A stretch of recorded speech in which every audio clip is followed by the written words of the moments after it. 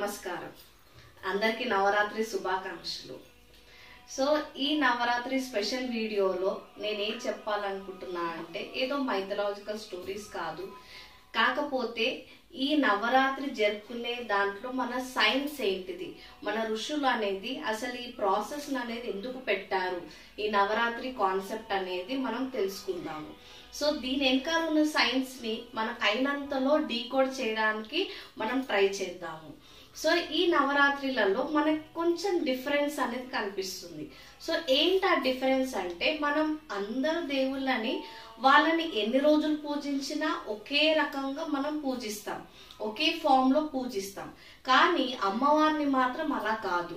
9 days 9 different forms, 9 different ప్రసాదాలతోని, అలాగే 9 different names తోని వాళ్ళని పిలుస్తాము. సో ఇప్పుడు రీసెంట్ గా మనం గణేష్ చతుర్థి అయింది. సో ఆ గణేష్ నవరాత్రులలో గణేశుణ్ణి మనం 9 days ఒకటే రూపంలో మనం కొలిచాము. కానీ అమ్మవారిని మాత్రం అలా కాదు. మనం ఏంటంటే 9 డిఫరెంట్ ఫార్మ్స్ లో మనం అమ్మవారిని కొలుస్తాం.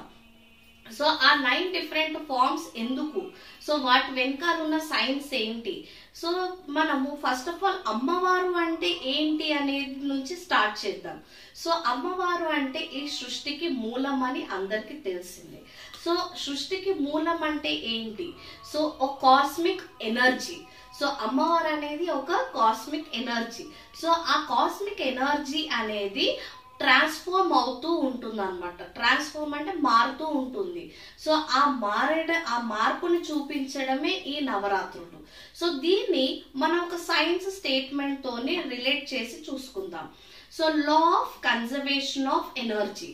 So law of conservation of energy ఏం చెప్తుంది అంటే, energy is neither created not destroyed, but it can be transformed from one form to the another form.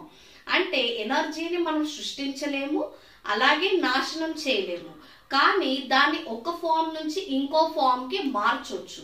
So ఎలా మార్పు చెందుతుంది, ఎందుకు మార్పు చెందుతుంది అనేది చెప్పడమే ఈ నవరాత్రులు అన్నమాట. సో మనకి అమ్మవారి మీద ఉన్న ఏ స్టోరీనైనా మీరు బేస్ చేసుకొని చూడొచ్చు. తను ఇలా రూపొందింది, అలా రూపొందింది అని చెప్పేసి చెప్తారు. బికాస్ తను ఒక ఎనర్జీ. సో ఎనర్జీ అనేది మనకి చేంజెస్ అవుతూ ఉంటాయి అన్నమాట. సో దీని గురించే మనం ఒక్కొక్క రోజు ఒక్కొక్క నవరాత్రిలో ఒక్కొక్క రూపంలో ఎలా కొలుస్తాము, దాని వెనకాల ఉన్న సైన్స్ ని డీకోడ్ చేస్తూ వెళ్దాము. So thank you. అందరూ దీన్ని ఫాలో అవుతారు అనుకుంటున్నాను. Thank you very much.